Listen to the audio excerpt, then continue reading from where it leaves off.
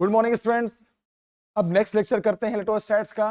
Last lecture में मैंने एक नया टॉपिक पढ़ाया था, force experience by charge in external electric field. आज मैं एक छोटी सी वीडियो बना रहा हूं। इस वीडियो पे टॉपिक जो है वो ये है बेटा, ये बड़ा अच्छा टॉपिक है। टॉपिक है मोशन ऑफ चार्ज पार्टिकल,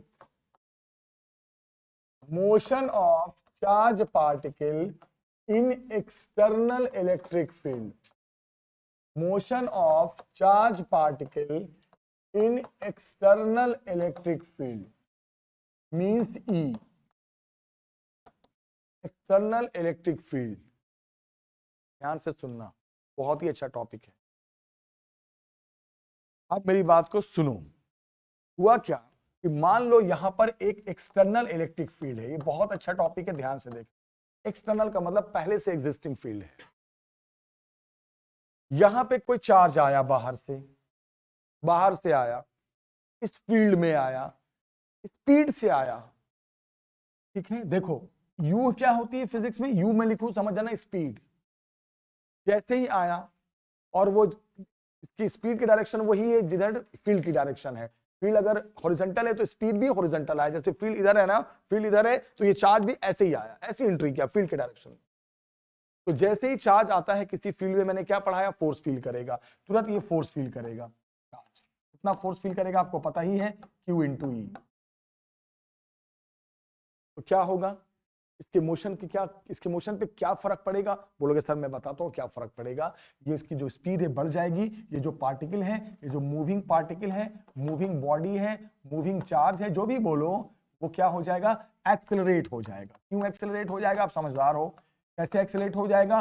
आ रहा था जिस डायरेक्शन में, उसी डायरेक्शन में जैसे वो फील्ड में एंटर किया, उसी डायरेक्शन में फोर्स लग गया, धड़ से एक्सेलरेट हो जाएगा। कुछ नहीं होगा, पाथ वही रहेगा, जैसे आ रहा है उसी रास्ते में रहेगा, लेकिन थोड़ा तेज भागने लगेगा। कब होगा? जब यहां पर स्पीड और इलेक्ट्रिक फील्ड इंटेंसिटी वहां पर एक दूसरे के क्या हो, पैरेलल। ये तो कहानी तब की थी, लेकिन अब मैं जो पढ़ा रहा हूं वो सुनो। अब सोचो ध्यान से। अब इलेक्ट्रिक फील्ड इधर है, जैसे पहले था एक्सटर्नल। अब जो मैं बता रहा हूं ध्यान से सुनना बेटा, थोड़ा चेंज करते हैं इसको। अब एक काम करते हैं, अब मान लो इलेक्ट्रिक फील्ड ऐसे है। बहुत अच्छा टॉपिक है ये, हमने वर्टिकल डायरेक्शन में देख लिया, और अब जो स्पीड है वो हॉरिजॉन्टल डायरेक्शन में है। मतलब आप समझ गए, यहां पे स्पीड और इलेक्ट्रिक फील्ड इंटेंसिटी एक दूसरे के क्या है, परपेंडिकुलर। अब मैंने क्या बोला कि जिस स्पीड से वो आ रहा है, अब वो फील्ड के परपेंडिकुलर है। जैसे आया, फील्ड ऐसे है और ये ऐसे आया, ऐसे यूं आया। तो अब आप बताओ, जब ये ऐसे आएगा, फील्ड के परपेंडिकुलर डायरेक्शन में चार्ज पार्टिकल आएगा। सोचो जरा, अभी फील्ड वर्टिकल हो गई, चार्ज पार्टिकल हॉरिजॉन्टल आ रहा है। तो सोचो जैसे ही वो एंटर करेगा, फोर्स तो फील करेगा। फोर्स किधर फील करेगा? जिधर फील्ड है। पॉजिटिव चार्ज है तो जिधर फील्ड है, तो फील्ड ऊपर है तो फोर्स भी किधर फील करेगा, ऊपर। सोचने वाली बात है। तो अब क्या होगा? अब तो एक्सेलरेट होगा नहीं। एक्सेलरेट कब होता है? कब होती है कोई चीज? जैसे मैं ऐसे चल रहा हूं, मेरी स्पीड कब बढ़ेगी? जब मुझे इधर ही कोई धक्का लगा दे। मैं ऐसे चल रहा हूं, मुझे उधर ही कोई धक्का दे दे तो मेरी स्पीड बढ़ जाएगी। लेकिन मैं ऐसे आ रहा हूं और कोई मुझे ऐसे खींच दे, तो अब मेरी स्पीड नहीं बढ़ेगी, अब मेरा पाथ बदल जाएगा। तो इस केस में क्या होगा? मूविंग चार्ज एक्सेलरेट नहीं होगा। मूविंग चार्ज जैसे ही फील्ड में एंटर करेगा, अब वो ऊपर की तरफ भागना शुरू। क्यों ऊपर की तरफ भागना शुरू कर देगा? क्योंकि फोर्स इधर लग रहा है, फोर्स वेलोसिटी के परपेंडिकुलर लग रहा है। तो यहां पे ये कॉन्सेप्ट सिखाना चाह रहा था मैं। जब मूविंग चार्ज पार्टिकल किसी भी फील्ड में एंट्री करता है और उसी डायरेक्शन में एंट्री करता है जिस डायरेक्शन में वहां पर फील्ड है, यानी उस पर जो फोर्स लगता है वो उसी डायरेक्शन में लगता है जिस डायरेक्शन में उसकी वेलोसिटी है, उसी डायरेक्शन में। तो उस केस में क्या होता है बेटा? उस केस में ध्यान से सुनना, उस चार्ज पार्टिकल का पाथ नहीं बदलेगा, वहां उसकी स्पीड बदल जाएगी। फिर यहां क्या है? अगर चार्ज पार्टिकल जो एंटर कर रहा है इलेक्ट्रिक फील्ड में, एक्सटर्नल फील्ड में, वो जिस डायरेक्शन में आ रहा है और फील्ड उसके परपेंडिकुलर डायरेक्शन में है, फोर्स उसके परपेंडिकुलर डायरेक्शन में है, तो इस केस में क्या होगा? जो path will change, not speed, the magnitude of the speed will change. क्यों? आप चल रहे हो, प्रैक्टिकल सी बात है, आप चल रहे हो ऐसे और आपको इधर ही कोई धक्का दे दे तो स्पीड बढ़ जाएगी, और आप चल रहे हो ऐसे या कोई फोर्स ऐसे लगा दे तो आप ऐसे भाग जाओगे। तो यहां पे स्पीड विल नॉट चेंज। यहां पे क्या हो गया है? स्पीड चेंज नहीं हुआ, यहां पे पाथ चेंज हो गया है। ये एमसीक्यू में आता है एग्जाम में, ध्यान रखना, बहुत इंपॉर्टेंट चीज है। अगर कोई चार्ज पार्टिकल एक्सटर्नल फील्ड में आया और आने के बाद वो स्पीड, जिस स्पीड से आया वो फील्ड के पैरेलल है, फील्ड के पैरेलल है, इधर फील्ड है उधर ही उसकी स्पीड है। जैसे फील्ड में आएगा फोर्स भी उधर फील करेगा, फोर्स उधर फील करेगा तो ऑब्वियसली बात है जिधर वो आ रहा है उधर ही फोर्स लग गया तो स्पीड बढ़ जाएगी। लेकिन आया ऐसे हॉरिजॉन्टल, अब फील्ड है वर्टिकल, फोर्स है वर्टिकल, तब तो क्या होगा, तब तो फोर्स का तब तो क्या होगा, स्पीड नहीं बढ़ेगी बल्कि पाथ बदल जाएगा, आ रहा था यूं भाग जाएगा यूं, याद रखना, path change not speed, not speed.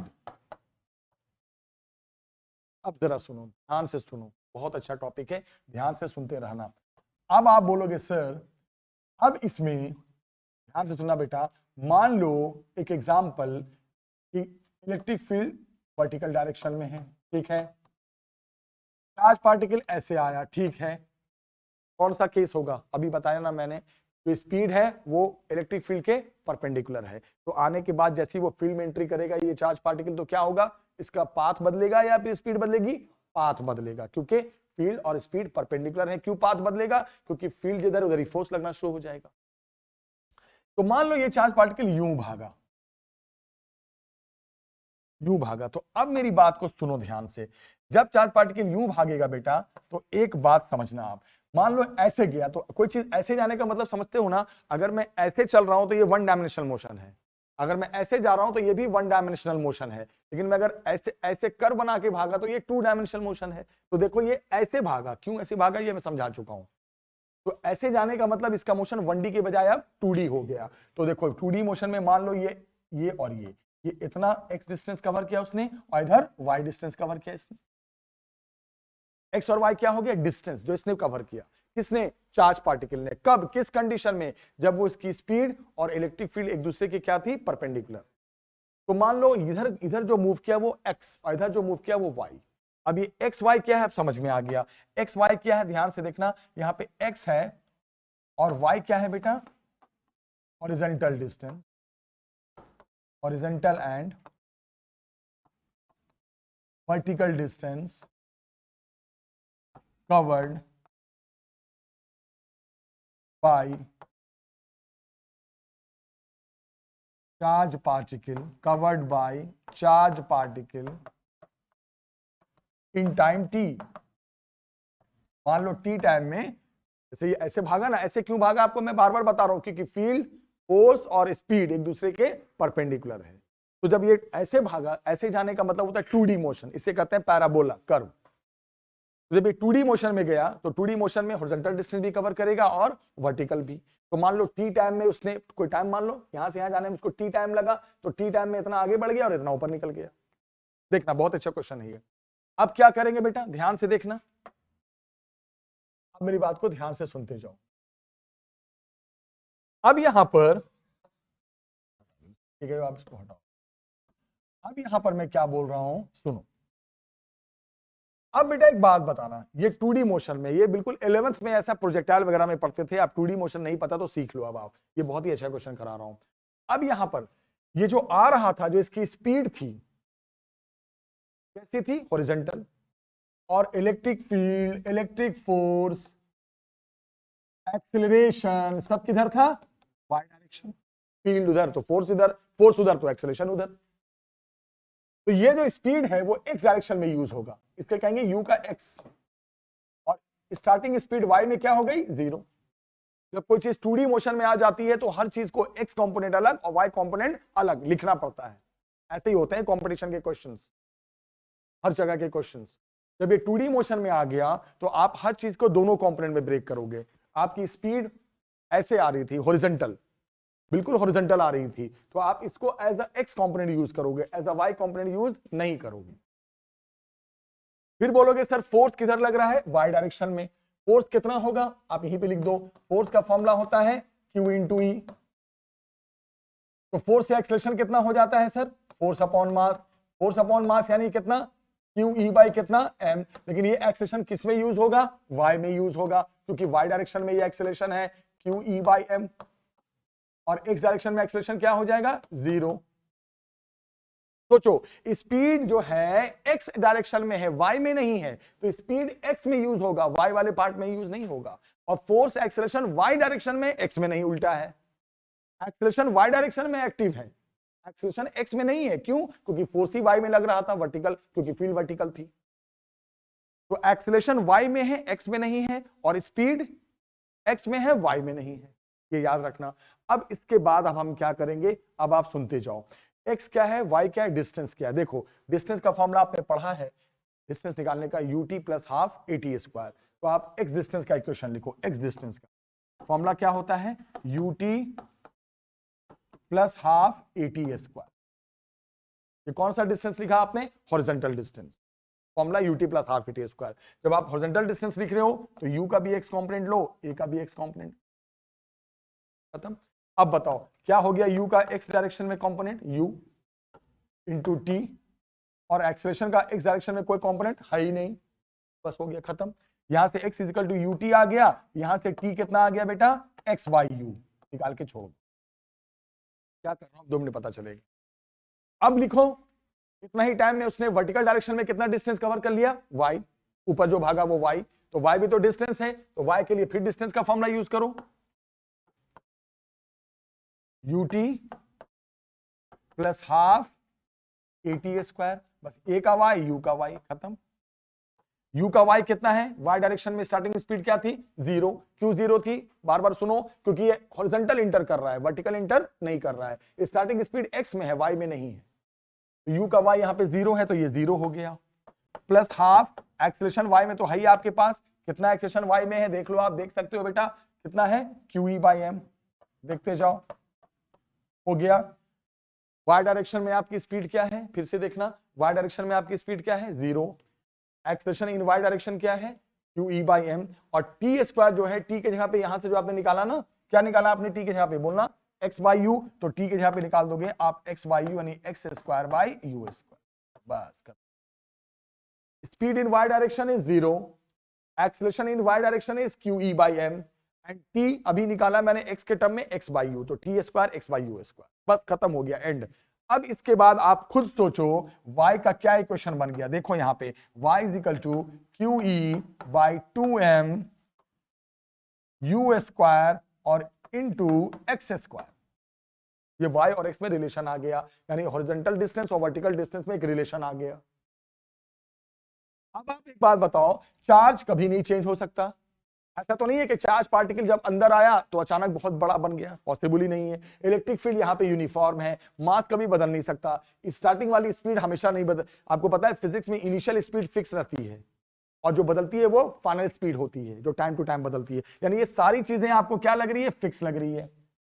जब सारी चीजें ये फिक्स हैं और कांस्टेंट जब हटता है फिजिक्स में, तो क्या बन जाएगा, y proportional to x square, बस। और आपको पता है कि जब दोनों डिस्प्लेसमेंट x और y एक दूसरे के साथ ऐसा रिलेशन बनाए, तो ऐसा रिलेशन बनता है पैराबोला में। क्या बनता है, पैराबोला। तो इससे ये प्रूफ होता है कि सर जो पाथ होगा, अगर moving charge particle electric field में आए तो उसका पाथ पैराबोलिक होगा। देखो आपने कभी ग्राफ सुना होगा कि अगर दो वेरिएबल के बीच ग्राफ, अगर y और x एक दूसरे के डायरेक्टली होते हैं तो ग्राफ ऐसे बनता है, आपने सुना होगा, ऐसे बनता है ग्राफ। और अगर आपने ये भी सुना होगा कि अगर y और x डायरेक्टली होते लेकिन एक में पावर चढ़ जाता है तो ग्राफ ऐसे हो जाता है। तो यहां पे y और x कैसे हो गए, इस रिलेशन को फॉलो कर गया, और ऐसा ग्राफ किस में आएगा, कर्व में आएगा। कर्व का मतलब पाथ कैसा होगा, पैराबोलिक होगा। तो सिर्फ डायग्राम से ही नहीं, हमने इक्वेशन से भी प्रूव कर दिया कि जब कोई चार्ज पार्टिकल इलेक्ट्रिक फील्ड में इंटर करे और कैसा फील्ड हो, यूनिफॉर्म। और एक बहुत बड़ी कंडीशन ये है कि जो चार्ज पार्टिकल आना चाहिए वो जिस स्पीड से आना चाहिए, और वहां की जो फील्ड होनी चाहिए वो एक दूसरे के परपेंडिकुलर होनी चाहिए, तब उसका पाथ कैसा होता है, पैराबोलिक होता है। पैराबोला का मतलब, अब मान लिया बोलता चलो y और x में रिलेशन ऐसा आ जाता, जब हम इक्वेशन सॉल्व कर रहे थे तो y और x में रिलेशन ऐसा आता कि पावर नहीं आता, सोचो पावर आता ही नहीं x के ऊपर, तब आप क्या बोलते, फिर पाथ कैसा होता, स्ट्रेट लाइन। तो एक क्या चीज सीखा आपने, इक्वेशन से भी ये चीज सीख लिया, आपने इक्वेशन से भी ये चीज सीख लिया कि अगर कोई चार्ज पार्टिकल एक स्पीड से आता है और इलेक्ट्रिक फील्ड में आता है, देखो बहुत बड़ी बात है, और जिस स्पीड से आता है और इलेक्ट्रिक फील्ड एक दूसरे के क्या होने चाहिए, परपेंडिकुलर। तो ये फिक्स है कि उसका पाथ पैराबोलिक होगा। ये कॉन्सेप्ट थ्योरी से भी समझ में आ रहा था और इक्वेशन से भी समझ में आ गया कि y और x, y का मतलब हो गया वर्टिकल डिस्टेंस, x का मतलब हो गया हॉरिजॉन्टल डिस्टेंस, एक दूसरे के डायरेक्टली प्रोपोर्शनल है और एक में पावर लगा हुआ है। इट मींस जब भी ग्राफ बनेगा तो कैसा बनेगा, कर्व में बनेगा। Curve means what, it is parabolic. तो ये हमने बोला ही नहीं, हमने इक्वेशन से भी साबित कर दिया कि पाथ कैसा होता है, पैराबोलिक होता है। ये पेपर में कभी कभी आ जाता। अभी यहां पर जैसे मेरी बात सुनना, पैराबोला ये भी है और पैराबोला ये भी है। इन दोनों पैराबोला में एक फर्क है। दोनों पैराबोला में एक फर्क है कि इस पैराबोलिक पाथ में डिफ्लेक्शन थोड़ा कम है और इस पैराबोलिक पाथ में डिफ्लेक्शन थोड़ा ज्यादा है। तो इस टॉपिक में यह भी एक बात आती है, यह भी एक कॉन्सेप्ट आता है कि अगर पैराबोलिक पाथ बन रहा है तो कौन से पैराबोलिक पाथ में डिफ्लेक्शन ज्यादा है और कौन से पैराबोलिक पाथ में डिफ्लेक्शन कम है, यह भी बताइए, यह भी समझाइए। अपनी बात को सुनिएगा ध्यान से। तो कहने का मेरा मतलब है कि अब आप यहां पे क्या करोगे, जरा सुनो। यहां पे अब आप ये करोगे बेटा, आप मेरी बात को ध्यान से सुनना कि किस पैराबोलिक पाथ में डिफ्लेक्शन ज्यादा होगा और किस पैराबोलिक पाथ में डिफ्लेक्शन कम होगा। ये डिपेंड करता है, बहुत इंपॉर्टेंट चीज बता रहा हूं, चार्ज और मास के रेशियो। पैराबोला तो बनेगा, ये पक्की बात है। अगर कोई charge particle external electric field में आता है और फील्ड के परपेंडिकुलर डायरेक्शन में आता है तो पैराबोला बनना ही बनना है, ये साबित हो चुका है पिछले 10 मिनट में। लेकिन अब पैराबोला में एक होता है कम डिफ्लेक्शन वाला पैराबोला और एक होता है ज्यादा डिफ्लेक्शन वाला पैराबोला। तो who will decide, it will be decided by the उस पार्टिकल के चार्ज और मास के रेशियो से। जैसे मान लो मैंने कहा एक ही फील्ड में इलेक्ट्रॉन भी आ गया और प्रोटॉन भी आ गया, दोनों एंट्री कर गया, दोनों आ गए, इलेक्ट्रॉन भी आ गए भाई और प्रोटॉन भी आ गए। तो बताओ, और फील्ड कैसी है, परपेंडिकुलर है। किस स्पीड से आया, u स्पीड से आया, और फील्ड क्या है, परपेंडिकुलर है। तो आप बताइए पैराबोला तो बनेगा लेकिन ज्यादा डिफ्लेक्शन किस में होगा? बोलोगे सर बहुत सिंपल सा पॉइंट है। सिंपल सा पॉइंट क्या है, जरा सुनिएगा। सबसे पहले बताओ, यहां तो प्रोटॉन भी आया और कौन आया, इलेक्ट्रॉन आया, तो चार्ज तो दोनों का सेम ही होता है, तो चार्ज तो मैच कर गया। तो अब कौन डिसाइड करेगा, सिर्फ मास। मास किसका ज्यादा है, प्रोटॉन का। इसका मतलब डिफ्लेक्शन किसमें ज्यादा होगा, इलेक्ट्रॉन में। इसका मतलब होगा कि electron will have more deflection, electron के पास ज्यादा डिफ्लेक्शन होगा, मोर डिफ्लेक्शन होगा as compare to proton in their path. More deflection in their, पूरा लिख दो ना, पैराबोलिक पाथ। उनके पैराबोलिक पाथ में ज्यादा डिफ्लेक्शन किसमें होगा, इलेक्ट्रॉन में होगा। इलेक्ट्रॉन प्रोटॉन का कंपेयर आ गया। अब मान लो चार्ज अलग होता, चार्ज अलग होता, मास अलग होता, तो फिर पूरे रेशियो से डिसाइड होता। यहां चार्ज सेम था इसलिए मास के थ्रू डिसाइड हो गया। मास के इन्वर्सली पड़ गया, जिसका मास ज्यादा है उसमें डिफ्लेक्शन कम होगा। तो ये जो आपने टॉपिक देखा, आज आपने क्या देखा बेटा, आज आपने देखा motion of charge particle in external electric field. ये बहुत अच्छा टॉपिक था, मुझे उम्मीद है समझ में आ गया होगा। वीडियो को देखना, एक बार दो बार देखना और लाइक जरूर करना, आगे शेयर करते रहना। नेक्स्ट वीडियो में मिलेंगे, तब तक टेक केयर, बाय बाय।